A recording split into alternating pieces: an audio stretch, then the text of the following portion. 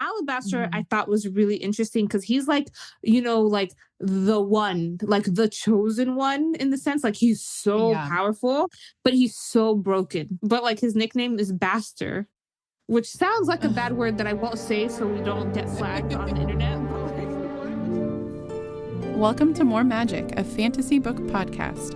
I'm your host, Demi Utley. And I'm your co-host, Marianne Boules. We have our tea, our cozy blankets, and a lot of opinions. But be warned, today's episode has spoilers, so listen at your own risk.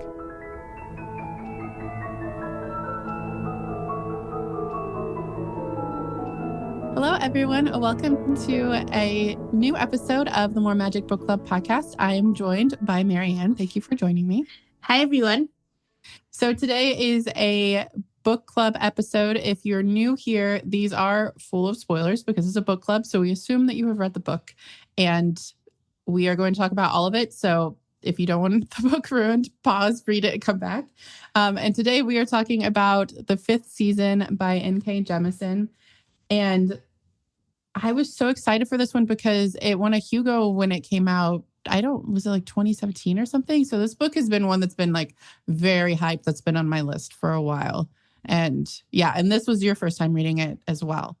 Yes, N.K. Jemisin has been on my list for a really long time. So I'm glad I got to finally read one of her books. Yeah, it definitely lived up to the hype. There's just so much happening. And it's kind of long. I mean, I guess you read a lot of Brandon Sanderson, so maybe not long for you, but long for what I normally read. For just kind of a quick overview for everyone, if you haven't read it for a while. So this is set in another world. I don't know if it ever says what the world is exactly. I don't think so. Yeah, but there are humans and then there's orogenes. Is that how they pronounce it in the audiobook? Yeah. Orogenes that can control basically the earth. And a 5th season, which we'll talk about in a little bit, is basically like a volcano erupts and then there's ash and, the sun goes away or something like that. And it's kind of like the end of the world and then how they survive that. And so this follows... we'll get into all that. There's just so much to talk about. But I did want to just start. So for this one, it's classified as dark fantasy, which I definitely agree with. This is definitely dark, much darker than a lot of the other books that we've read. Would you consider it grimdark, or do you think it's more just dark fantasy? I would say probably dark fantasy. Yeah.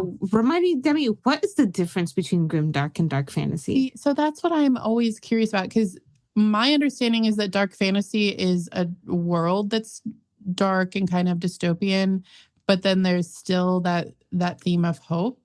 But then grimdark, maybe there's not the hope. Like it's like you have the twisted characters and it's not as hopeful. I don't know. Everyone can quote us on that. But I was like trying to read because I was looking it up before this, and people were like, there was like a little debate online on if this was grimdark or not. And I don't know. Yeah, it's interesting to think about. Yeah. You know what? I will say I think it's dark fantasy, not grimdark, based off of one key thing you said, which is the twisted characters, because it's the end of the world, but people are still pretty civilized. Like they're still like, I think she even talks about it like, oh, these are the people who still have hope that the world can be civilized.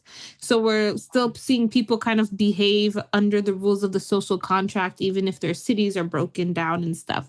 So, and I like that. That was very calming for me because I hate when it's like, oh, the cities have broken down and the government has broken down and now it's anarchy and it's Mad Max Fury Road. So I'm like, oh, look, people are still behaving like human beings. That's nice. Like I would like those people. So I think maybe dark fantasy. Yeah, that's true. That's a good point. Because besides like the characters in Power, which we'll talk about, I feel like most of the characters are very reasonable and you can understand why they're doing something. It's not just like pure like evil. Like a worm has entered their brain and has eaten all the good parts. Some characters. Yeah. Okay. Well, should we dive right in? You want to talk about the world and the magic and all of it? Let's do it. Okay. So, just starting with the title, the 5th season, I thought it was really interesting because I love kind of like apocalyptic, post-apocalyptic books or even like movies and stuff where the world is ending, like The Day After Tomorrow, or I don't know if you ever saw the movie. Great movie. Greenland? Yeah.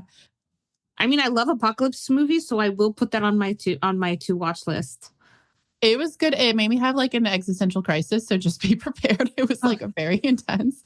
But yeah, I love like that kind of stuff. So then having it in a fantasy world was really fun. I really like that. So the 5th season is basically, as I said earlier, where it seems like it's mostly volcanoes where they erupt, and then it's like a super volcano kind of event, and then the whole like place is covered, like it becomes unlivable. And how do people survive it? Yeah. It's like the Earth is extremely geologically active. Mm-hmm. And so every once in a while, it's so geologically active that it destroys civilization, and then civilization has to start all over. The word she used was cataclysm, which I thought was interesting because that is key. That's a key plot for Brandon Sanderson's Stormlight Archive is cataclysms, but where like every several hundred years, like the civilization would be destroyed and they'd have to rebuild. But it was because of magical beings who would come on the planet and kill everyone, not because of geological activity. So there's a slight difference there, but I just think that's an interesting theme across 2 completely different stories. Is like, what if there was these cataclysms where society had to rebuild every single time from scratch? Interesting idea. Yeah. Well, and it was interesting because they also had, they had that, but then they also had the stone lore, which it seemed like was written in stone. At one point it kind of implied that it was like, I was envisioning like these tablets of like how to survive. Yeah.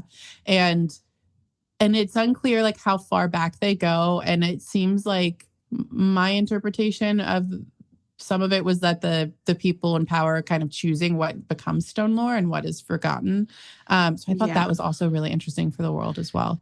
Yes, I thought it was interesting because I think it's implied that like throughout the different civilizations right now, when we enter the world, the origins are or the raga, if you are a politically incorrect citizen, they are like hated pretty much and feared and like relegated to a very limited part of society, or else they're killed. But it's kind of implied that through other iterations of society and civilization, they were actually like the heroes of those societies. But it's kind of like that part of history is kind of quelled, it sounds like. Yeah, I thought it was really interesting the way that it was structured. You get like bits of information, and we get to see like those different worlds through different like time periods in the book. Like when she's on the island, I don't remember what it was called, but there's the pirates. They view it very differently, like the magic, those magical gifts of the origins, so differently from like the fulcrum and the rest of the continent. That I really like that we got that little taste of like, oh wait, there is like this world, this other way of living out there. And it's also implied that there maybe are other continents too, but just like no one knows. And so I'm curious if in the rest of the series, if they go to those other continents and you kind of get to see, how people are handling all of that. Yeah, there was the world in this was just so, I mean, epic is like the word I want to use. Like it's just so big. And so, because there's also all of the political stuff too of the kids having to go to the fulcrum and then the guardians, but then we don't even know, like I believe there's an emperor, but we don't really know that much about that and what that looks like politically. So I feel like there's so much. This is definitely like the first book in a series. Like there's still so much to explore. Yeah. I think it's also implied that like it's because of this imperialist empire. I forgot they're called. They start with the letter S. It's like Savik. Oh yeah, there's Saint-Saëns. Yeah, Saint-Saëns, something along those lines, where they pretty much like their culture has become the dominant culture, and their culture, like they were very good at surviving, like the cataclysms, and they are the ones who are anti-raga. And they're the ones who've built this entire society around like the anti-raga culture and anti-raga laws and stuff. And so I thought that was, so you're right, like where they haven't reached as far, maybe those societies have different opinions on the raga. I'm going to say raga because it's just easier than origins. I hope no origins are offended by my decision. It is. Well, it's used so, I mean, definitely more at the end of the book, which I thought was also an interesting, like stylistic transition that you start to then feel it becomes like less formal and just more I don't even know the word. Yeah, you just like are more in that world. So like I feel like we become less formal because we're in the world more. I don't know. I think it's really interesting. But there's also, besides the origins or the ragas, we have the stone. Demi, how could you?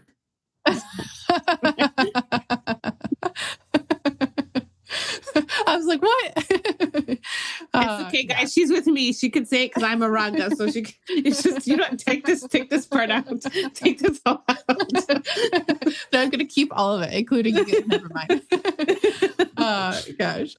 But yeah, so there's the stone eaters, which I thought was interesting because we see it from, so we saw Hoa. Is that how they pronounce it? Right. Yeah. Hoa. Yeah. I believe we see him be born in the very beginning of the book, and then she meets him later. And if I'm like, because there was like, I did not make that connection. There was like, I'm pretty sure that was him. I like want to like look, but there was, I think it was in the prologue, or is it a prologue? But there's like a moment where, am I making this up? I swear, where there's like a boy that's born and it like from like a stone. Do you remember that? I thought it was him. Okay, that makes sense. I thought it was Jija, but like I thought she meant it metaphorically. That's what I thought was happening, but that makes a lot more sense. Yeah. Something I do like about N.K. Jemisin's writing style is she does almost no exposition.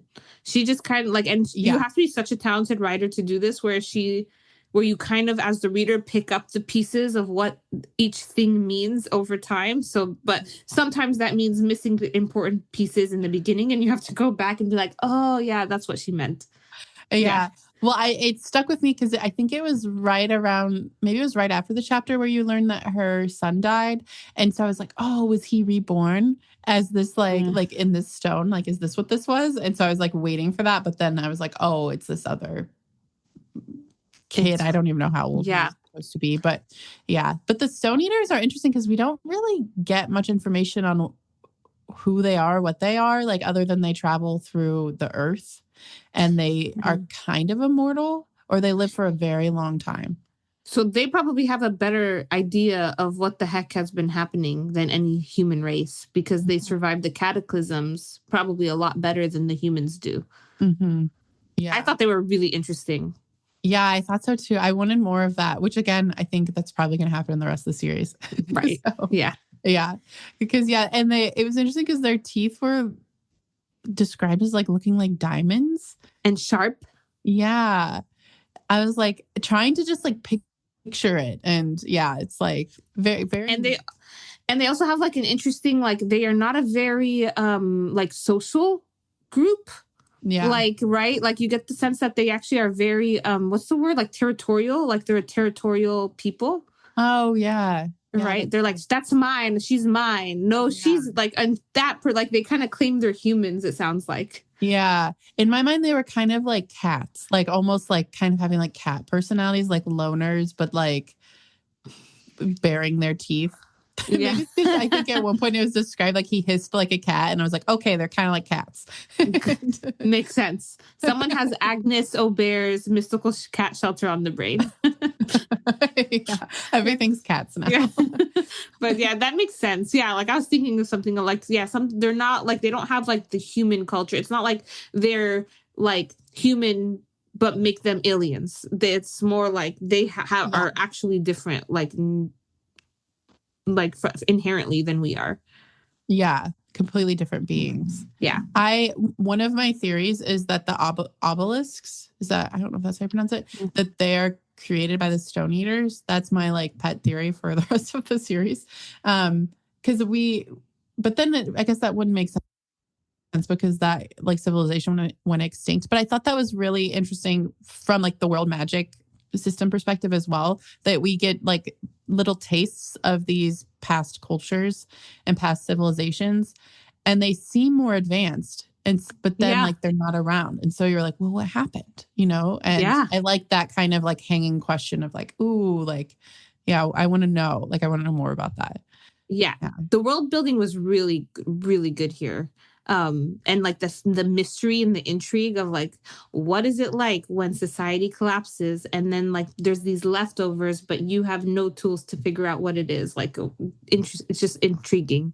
Mm-hmm. Yeah, and they're all like kind of always prepared for the end of the world too. Like they all have their bags and like food stored, and yeah, it's like taking like the prepper mindset like to the extreme. Only it's like very validated, very valid in that like world. Yeah. So yeah, it was so interesting. I've never read anything quite like this with like where the like actual environment plays such a strong role in the story. Like the earthquakes are a character, like a main character. Yeah. Right. Yeah. Speaking of something that's never been done before, what do you think of the plot twist of Asun versus the Maya versus Cyanide?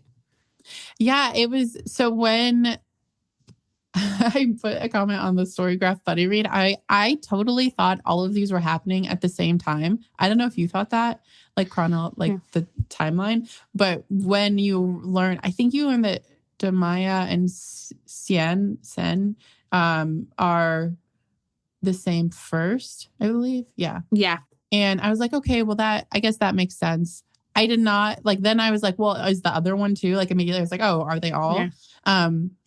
But because I was like, well, maybe my like where I thought it was going, and I'm like still kind of sad it didn't happen. I thought it was going to be the cyanide. How did they say it? So it's Cyanide in the Audible, and then Cyan for her nickname. Oh, Cyan. Okay. Yeah. Cyanide. Wow. That's not how I pronounce it at all. So Cyan, because there was like the point where she's with Alabaster and they're like in the, I think Aliyah, and they're there, trying to do the choral stuff. And then I knew from Essun's perspective that it was like the fifth season, like the end of the world. And it happened kind of near the fulcrum. So I was like, oh, what I thought was going to happen was that they were not the same person, and that Alabaster and Cyan were going to go and blow up the fulcrum, which it ends up that he did that. But I thought that they were going to do that together, and then Essun was like going to like have to go and like. So that was my theory. So then when it turned out that all three of them were the same, I was like a little sad because I was like, man, I really want her to be the one to go, like, destroy everything. Yeah. That was another plot twist, was that Alabaster is the destroyer of the world. So yeah, he was the one. I feel like that made as I said, I was kind of hoping for that. So I wanted to like go with them to like be on that journey and see it happen, Yeah. I think so. For me, I was so confused because I was like, I thought this was just a really interesting twist because as a epic fantasy reader, you're so used to POVs. So like it's like you come in and it, like you're used to this model, which is like different POVs telling the same story but from a different POV. But then I was confused because Essun would be like, and now that Humanist has been utterly destroyed, there is no Humanist. But then Cyanide just left Humanist and everything is fine, and Demaya is in Humanist, and there's like no evidence whatsoever that things are astray. So I was like, is this? So I was like, it was one of my theories is like, are they the same person? I'm not sure. So I was like, I wouldn't say I was smart enough to put that together, but I was open-minded to like what's going to happen. I thought maybe it was like it's different historical time periods. Alabaster, I thought was really interesting because he's like, like the one, like the chosen one in the sense, like he's so powerful, but he's so broken. And I thought it was really funny. I don't know if she did this on purpose, but like his nickname is Baster, which sounds like a bad word that I won't say so we don't get flagged on the internet. But like, why would you do that? Like he wasn't, I don't think he was a Baster, but I just thought that I was like, is she trying to say something? I mean, he ends up being the one to destroy the planet. So, I mean, I'll let the reader decide what they want to decide for him. Yeah, I loved his character kind of from the beginning because we first see him when Cyan has to go and have sex with him, and he's like, essentially like, I really don't want to, you know? Yeah. And it's like the least sexy scene I've ever read in my entire life. It was very well done in how bad it was. Yeah. And because it just felt sad. Like you felt like the sadness of the situation. And I love that he was like, I don't want to. And then he was like really revealing all of the information, like showing her how corrupt everything was, because she just believed all of it, which makes sense. Because then when we learn that Demaya is her backstory, like you can see she didn't have anything, so she like really like adopted that identity and like believed it, because I mean, her parents just like called someone in to take her, and that would be so traumatizing and damaging. And like I love that he challenged that for her, and he just wanted to like live this life, and then. But they won't let him go. I just thought his story was so that I just like loved it. I really loved it. Yeah. It was really heartbreaking too. Like it shows how badly he does not want to procreate. When they show what happens to his kids. I thought like I was like, oh, I bet he's gay is what I thought it was. I was like, oh, he just but he has to do his duty kind of thing. But then you learn later it's not just because he's queer. It's also much worse reason, which is that like his kids are used in unspeakable ways. So I kind of understood why he destroyed the world at the end, why he destroyed the fulcrum. But I don't know, very ethically ambiguous. Like, should you destroy a world that harms your children? I understand it from both sides because so like I don't even want to get into it because it is such a nuanced, ethically ambiguous like dilemma that like philosophers much smarter than me go back and forth on. But she was like the themes that she brought up were very complex and difficult to deal with. Mm-hmm. Yeah, I feel like the whole book was just discomfort and just feeling. Yeah, like that, like I kept having hope, and then it's like it'd be squashed.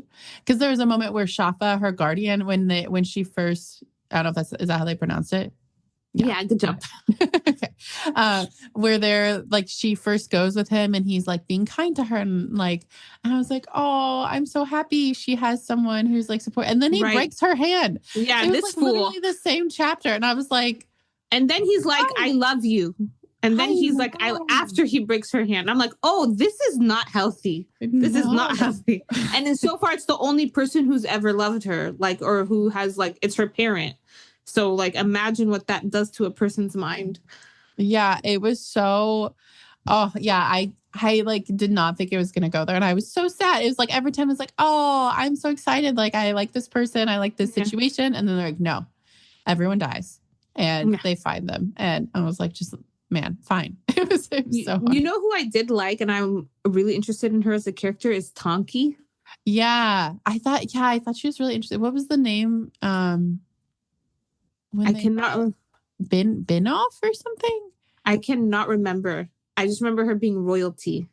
Yeah, she was royalty. Like she's like part of the emperor's family, or she's from she's like from the political class, like the politically ruling class.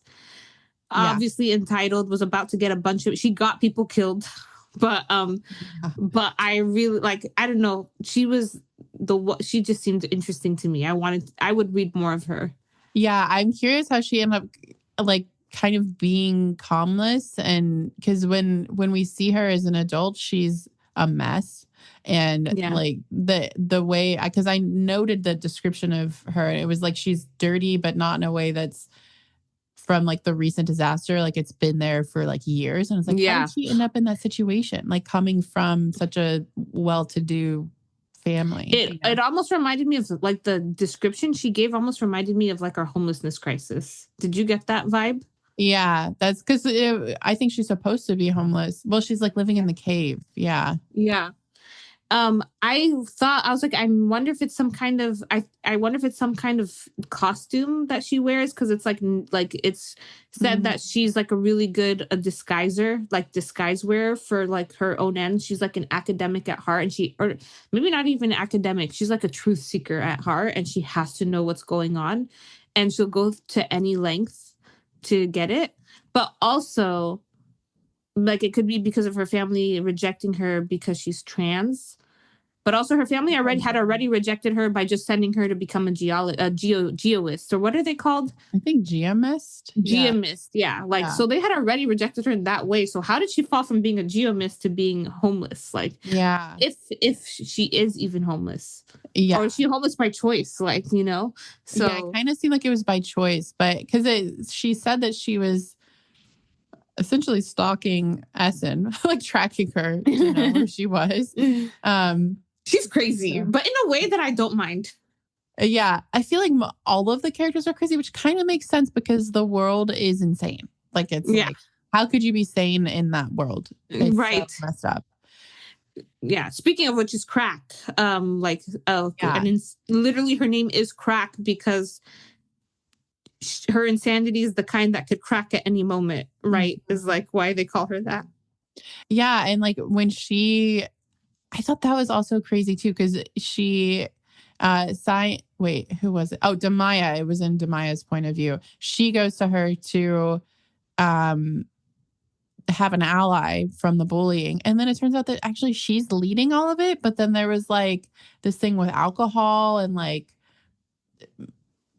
sexual assault. And it turned out to be very like just heartbreaking, the whole situation. So much worse than what any of us were expecting. And like Crack went along with it with Demaya because she thought that she could control the other guy from ever saying what happened. Right. So Crack thought that she could like play her cards intelligently because the guy would never rat on Crack. Mm-hmm. And then in the end, Crack was almost justified because she does disappear. She's probably turned into a node. I know. It's probably what happens. It seems like that was the implication I got. And yeah, that was also just so from the world building perspective, I was horrified. Like, I think that was interesting just to like, because I can't go into the emotional part of it too much because it's so intense. But to think about it from like the like actual like world building structure perspective, it's a perfect way to show the magic and also like the just inhumane aspects of the world, like in one specific instance, because you see like the child torture, but then also it's connected directly to like the magic and their instinctual magic, which I thought was really creative, but it was so heartbreaking and just so hard to think about. And then also the inhumanity drives others to do inhumane things for like, and I think maybe we could talk about the theme here, which is that you brought up, which is survival. Like people will like, is it worth being driven to inhumanity for the sake of your own survival? Mm-hmm. A big question. I feel like that's like often a theme in survival books or movies is will you turn on other humans in order to survive and like lose your how much are you going to cling to your humanity when it means that you might die or you might be tortured or controlled or enslaved in this case? And this really grappled with that a lot. And we see Essen, like, I don't know which name to use for her, but we see her like throughout the book kind of grappling with that. And like in each of the different perspectives, it's like she's learning to just obey as Demaya. And then with Saëns, she's learning to like break it and ignore it. And then like, she's kind of just like, just over it. And I think that like in the Essen perspective is when she's crazy. Like that's when she's like broken so far and like just can't deal with any of it anymore. And thinking about it from like a survival perspective, like anyone would break under those conditions, you know? Right. She only has one goal by the time which is save her daughter. Mm-hmm. And so maybe that's actually probably something we'll see is like, how far will Esun go? Like from all the lessons she learned, will she give up her humanity to save her daughter? She kind of already made a big mistake when she killed her whole entire freaking town. Oh my gosh, I know. It's like on the one hand, I can understand because if the magic is tied to fear and like threat, which is what they said, like it's like a defensive protective instinct, like then it's like, well, she's already broken. She hasn't slept for a while. She just like saw her kid like died and she sat next to him for days and didn't eat. So she's like already like not in control of herself. And then that happens. It's like, it makes sense that it happened, but also, like that's that's not the way to have any friends in church. And like make everyone really mad at you because you killed everyone they love. She's like already at a state of psychosis and she's powerful. So like, it's also, you're mad at the people who did it. You're like, why would you be so stupid? She's trying to get out of this place, dude. Like, why are you keeping her in here longer? Like the leader was smart. He's like, get out of here and I'll help you get out of here. Like, that's like, if you see an unstable person who has the power to destroy worlds and they are in a state of psychosis, what you want, don't try to kill them because they are powerful. Get them out of your town. Like, that's what you should have done. So yeah, that's interesting. Such a good point. Yeah, because if they're so scared of them to where they're willing to just like kill kids because they have this power, why were they doing that? Why didn't they just let her leave? I don't know. I don't even know what N.K. Jemisin's trying to say, but like, yeah, they feel like they can kill origins, but if an origin doesn't want to be killed by a mere human, they will not be killed by a mere human. Like, so, unless, like, the only people who can control origins are the guardians. So like, and that actually takes me to our next theme, which is, what is human nature? Just very light topics from this book. I know. I thought that was something I kept thinking about because it's unclear in the book because we're in her perspective and she's saying we're origins, we're not human. But other people are like, no, you are human. You just have this special gift, basically. And so, but then you have the Stone Eaters who aren't human. Like reading it, I'm like, okay, which is true. But I think that they are human. It's just that they're, have these special powers. But then the book is exploring, like, what does that mean? And there are, I think it's in Saint-Saëns, her perspectives where like, she's just really much like, well, I'm not a human. I'm just here to do what the fulcrum wants me to do. And to like, she accepted her her subhuman status. Yeah.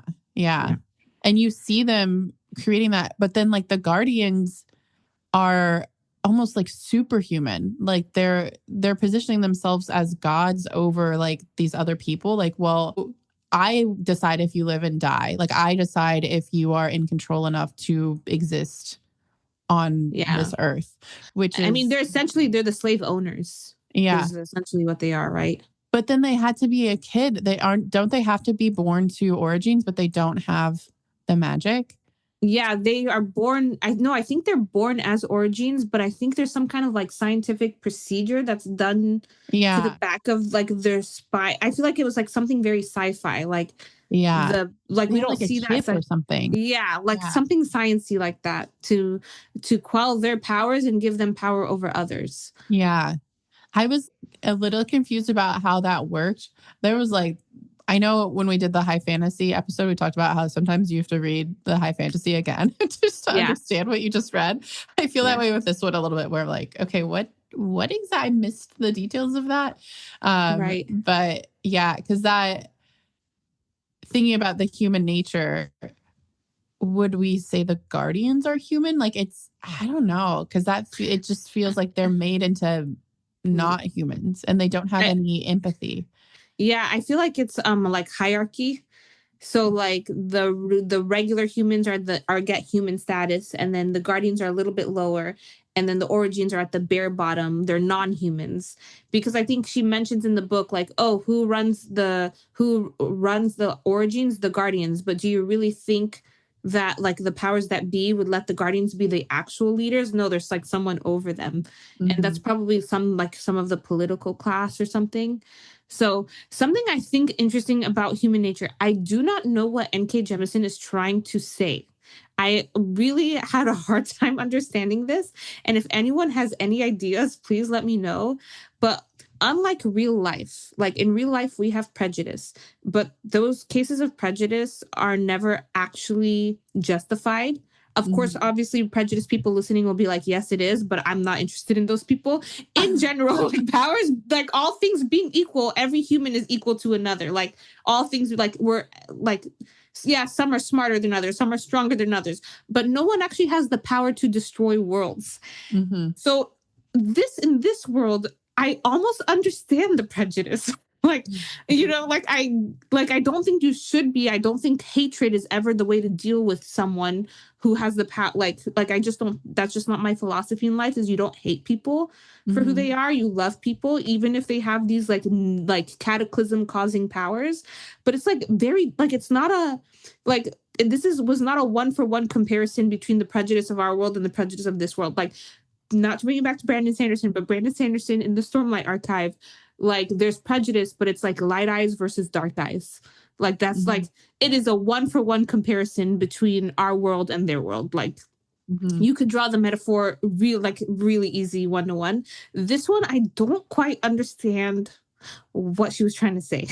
Do you, Demi, have any idea why like the people being prejudiced against are actually like really powerful? Well, what I think is interesting is that when we meet, what's his name? Enon? Is that his name? The pirate captain. Oh, yes, yeah. Yeah, because he's an origin, but he doesn't have his power is not as, sharp as theirs. And so my thought was that in being afraid of it, they turn them into weapons and make them something that's more threatening. Whereas if they had accepted them from the beginning and like embrace it kind of with love and compassion, then maybe they would grow up and their power might be more wild and raw, but it's not as dangerous in that sense. Like kind of thinking about, someone who's physically strong, like to equate it to our world. Like there could be someone who's physically strong. And if you turn them into a weapon, like then they react to any situation with anger and they start like attacking people. Isn't that the whole premise of Con Air, that one movie? Anyway, but if you treat them with love and compassion and empathy and like, yeah, you're a human. Acceptance. Like, yeah. Like they're not going to like explode and use their physical force in the same way. Like that's the only way that I could equate it to our world. I'm also curious if that's maybe something that the larger series like reveals, if it's just we just get the taste of it in this book. That makes a lot of sense. Thanks. That's really helpful because in the Audible it's Inin is how they pronounce it. But but you're right, because Inin, when he was a little boy, if they were as dangerous as what they said, of course little boys get angry, toddlers get angry. The island is still standing. So well, and even they still love him. Son, what was his name? Kuru?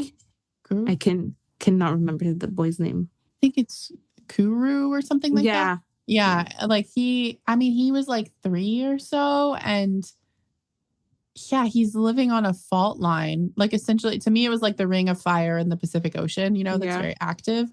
And if they were that dangerous and they're arguing like, well, you have 2 trained origins here to help you. But we were never presented with a situation where it was like, oh no, he's having a meltdown and the world is melting. Like run for your lives, villagers. Like the toddler's having a tantrum and now like the island is sinking. Yeah, exactly. So it's like, I think, and I hadn't really thought about this until right now. And so I'm like, this is just literally me just thinking out loud. But yeah, I think it is interesting to think that because of the fear and the prejudice, it actually made the situation for everyone so much danger, which I do think is paralleled in our world. Like anytime we have situations where you're just reacting out of fear and prejudice and like an us versus them, everything's more dangerous for all of us, all of humans, versus if we treat each other with like love and respect and like, hey, you're a person too. We can be different, but we're all a part of this world. Yeah. The us versus them is so dangerous. It's such human nature, like tribalism, like in group versus out group. It's like so innate to human nature, but it's like such a dangerous part of human nature. Yeah. I feel like that's like in this book, that definitely feels like the most dangerous aspect. It's not even that they have the powers. It's how we the rest of humans who don't have them, because I don't have them. So of course I already identify as a Raga, but if only. Yeah, but like how the rest of people react to it is what makes it so dangerous. And I am curious in the rest of the series. It's hard because it's the first book of a series that we know is like such a like iconic series, and I'm sure it's all answered in the later books. But yeah, there must be something with the political system that's creating this. And the interesting thing is we don't really see like capitalism. Like it's, well, actually, no, I guess that the fulcrum, they are charging to go and clean up the coral and stuff. Yeah. And it's like bankrupting that little village. Yeah. They said it would take like 50 years to pay it or something. So it's a monopoly too. That's also interesting. It's actually a monopoly of the trained origins. Yeah. Yeah. Yeah. That's interesting. Oh yeah. I am curious how it goes in the rest of the series. I bet that all that becomes more dominant. Right. Yeah. Right. Yeah. And another thing, that I thought was really interesting in this book, which we've seen in a few books we've read recently. So I don't know what this, we like always attract like common themes. It's so funny. But was like the idea that they're manipulating history by choosing what aspects of stone lore they keep versus don't keep. And because there are, I think it's Alabaster will say like, well, there's the implication that, oh, there's more out there than what they're sharing with us. And there other civilizations survived in different ways. And maybe other civilizations survived and we don't even know that they did because they're like not here or they're, or what they did. Yeah. So yeah, I also thought that was an interesting theme of like having this stone lore that everyone knows. Which even for, I think, Tonki, when they meet when they're younger. Oh, no, it was one of the kids when she's in the fulcrum at training. They're like, oh, you're like Loris, like actually talked about stone lore. Ours was just telling like fun adventure stories, basically. Yeah, like pop lore. Yeah. So I thought that was also, just like thinking about story and how that's also contributing to her perspective of her as not human and as a threat. Like she viewed herself as dangerous. And and part of that was because of the way that they were presenting this historical information. Yes. And actually that reminds me of a really interesting scene with Shafa telling the story of like the bad guy versus the good guy, like the first emperor. And she saw herself as the good guy, but then Shafa was like, no, you're the bad guy. And she's like, oh, I don't like this story anymore. Like, and I thought that was so sad. That was a really sad scene. I was like, man, what a bad foster parent this guy is going to be. I know. Yeah, that made me really sad. But then later, I think Alabaster tells her the story and it's like, no, like the Aura gene was coming because they killed his family or something? Oh, no. Much worse than that, Demi. They cannibalized his family. Oh, yeah. Because it was like the teeth season or something like that, or the eating season. Yeah. Yeah, you're right. Oh, yeah, because it was like then like for a delicacy. I blocked that out of my memory. Like everything. Yeah, I did too. You're like, no. This is... I like blocked it out until you said it. And I'm like, oh, no, shoot. The memory's coming back. Yeah, I feel like this had like truly all of the worst aspects of human nature in this book. It was... Yeah. Which is like to the question of like, what is human nature? Is that human nature or is that just how humans react under oppressive conditions? Yeah. And why maybe it is grimdark because like with grimdark you never see, I mean, I don't know, but like why, like there are humans who will give up their life because they'd rather give up their life than their humanity. Like that is a fact. We have seen that time and time again, like in the like Holocaust, for example, how many people were non-Jews, non-Romani, not willing to die because they were willing to like smuggle Jews out of the country. Like Viktor Frankl says, like in Man's Search for Meaning, the best of us did not return. Like he said, like we in the camps saw the people who were willing to die before they lost their humanity. So we know they exist. How come we don't see them in this book? So like maybe that is kind of how I distinguish between grimdark and dark fantasy is like grimdark, usually you only see the people who have no scruples. Like willing to do anything to survive. Like it's a type of person, it's like a type of value or life philosophy. But in real life, you have that, but you also have people who are the opposite of that. And like, that's just planet Earth. That's society. So, and do we really see anyone who's like good to their core? No, and I think that's why I was disappointed. I mean, the closest probably is Tonki, but I was disappointed when Essun and Saëns ended up having, like, when I learned that they had the same perspective, because I was hoping that Saëns would go, and that would be her arc, that she would, like, realize, like, oh, actually, I do have agency. I am human. I'm going to go end the fulcrum, like end this. And then like Essen's like the aftermath. I was like hoping for that, which I'm assuming will be like again later in the series. Because that was to me what her POV was until we find out that she's the same person. I was like, it feels like she's like learning that and maybe will become that person. I think so. By the way, that's my prediction for the series, is that Esun will be the one who like draws a line in the sand and is like, some things are more important than life. Yeah. I hope so. Yeah. Because some of her decisions so far. Not ideal. Yeah. And another thing that I thought was interesting, which we've kind of talked about a little bit, is identity. And I loved how she explored this in this book from the perspective of being oppressed, because we see Demaya and then Saint-Saëns like having this perspective of who she is and herself from what other people are telling her. And I thought that was just a great way to present identity. And then we see Essen start to grapple with that when her kid, like when her son dies. And then she's like, well, I've been all these other people, but no, I'm the mother. I have to be the mother because my daughter's still out there and she needs her mother. And she's really grappling with like, well, who am I in this world? And like part of her is wanting to maybe be more destructive and more, but she's like, no, I still have to be the mother. And then we like in the other points of view, we see her, like her identity changing, but it really is informed by like what other people are telling her, which I thought was, and when you do find out that they're all the same character, it's interesting to see her then kind of grappling with, well, who am I? And I'm assuming that this is like in the rest of the series as well, because she has to go from like other people telling her who she is to like choosing who she is, but she's kind of struggling with that, Yeah. I thought that was really interesting. Interesting and very true to life. Yeah. Like you and I were literally just having a conversation about, me being pregnant, you being a mom with a 2-year-old, is that like society starts to treat you differently. And like now we are encompassing the role of mother in society. And and so people treat us differently and then we respond differently. And so it's so interesting how like your identity changes based on how people like perceive you and treat you, which is interesting.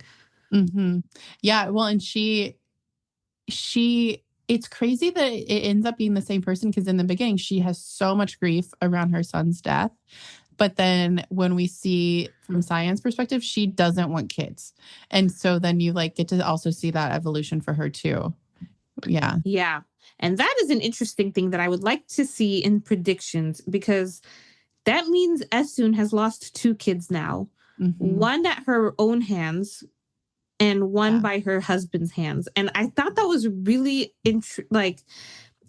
that was an interesting take by N.K. Jemisin. I'm just like curious. Of course, like you said, of course, anyone would break under these circumstances, but I'm so curious to see what's going to happen. Of course, she has like a one-track mind, which is, I have one child on this planet left. She's going to, is she going to, like, what is she going to do to save that child? I would like to see that. Yeah. What are your predictions? Yeah, I think that I'm hopeful, which so far has not worked in this series, so it probably won't happen. But I'm hopeful that she actually finds her daughter and she's alive. I'm hopeful. Predictions, I feel like, like you said, she's going to have to draw a line in the sand. I mean, they're saying that this season is going to last thousands of years. So they're going to have to learn how to survive in really harsh conditions. So there's probably more violence that's going to happen. But I'm hoping that they kind of create a new way of coping with it. And the obelisks, because they're saying that the sockets that they found create those, and they're connected to, and they're these such sources of power. I'm like, I think that they must connect to surviving the season somehow. Like maybe they can harness that energy to, grow crops. I don't know, whatever you need to do to survive. But I feel like there's something there. Yeah. But at the end, the very last like line is like, have you heard of the moon or something like that? Yeah.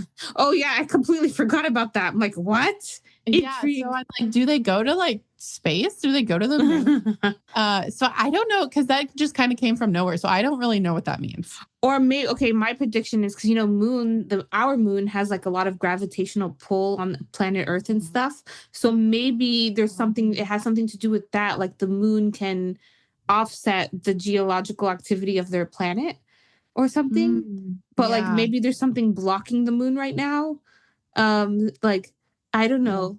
My prediction is, because I jumped ahead when I was trying to decide if I want to finish reading the series, is I read the synopses for both books, like the 2 books that come after. Okay. So you like know more. Yeah. Not the plot, just how like on Goodreads, like the back cover copy kind of stuff. Yeah, exactly.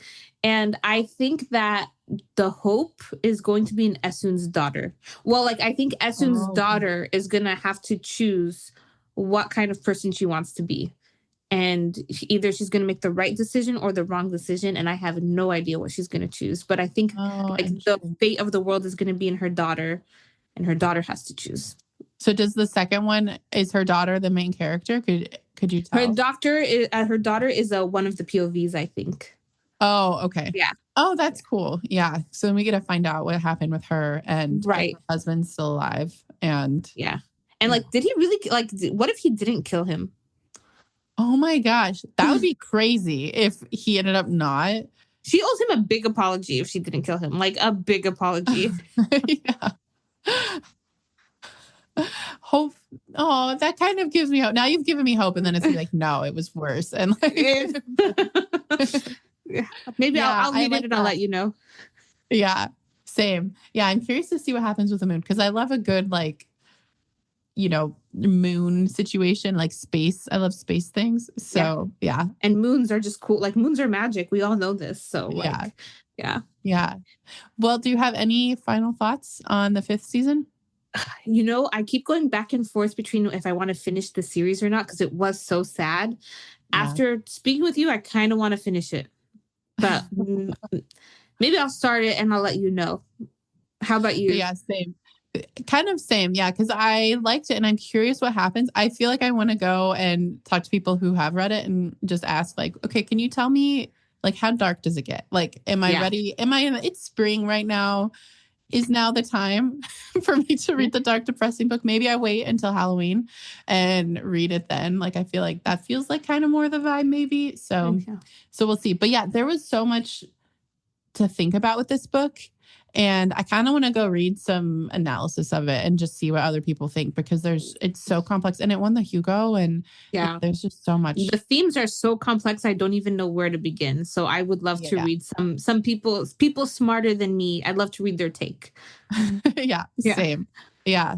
Well, it was fun. I'm glad I read it, because it's definitely, the world building is so fascinating. And the characters were, they end up being the same person, some of them, but they were all so good. And I was invested in all of them, and also the side characters too. So I'm glad we read it. Yeah. Same. Yeah. Okay. Well, thank you for joining me for this discussion. And thank you everyone for listening. As always, if you enjoyed this, please make sure you subscribe or share this with your friend who's read the 5th season, and tell them to share their thoughts with us if they read the rest of the books, if we should read the rest of the series. And we will see you next time. Thank you, everyone. Bye, everyone. That's all for today. If you enjoyed the episode, follow More Magic on your favorite podcast platform to be notified of future episodes. And if you have the time, please rate and review to help us spread more magic to other fantasy readers. As always, if there's a book you want us to discuss, you can let us know at moremagicpodcast.com. In the meantime, we hope your current read becomes your next favorite, and we're sending you more magic.